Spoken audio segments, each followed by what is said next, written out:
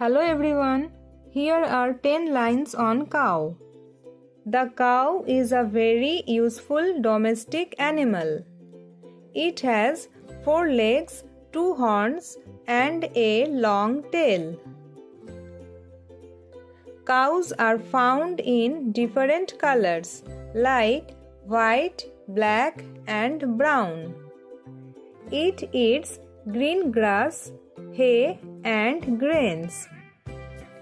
The cow gives us healthy and nutritious milk. From its milk, we make curd, butter and sweets. The cow is a very calm and gentle animal.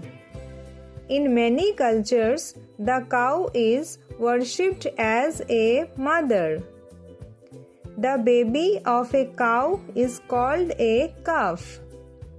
We should always be kind to cows and take care of them.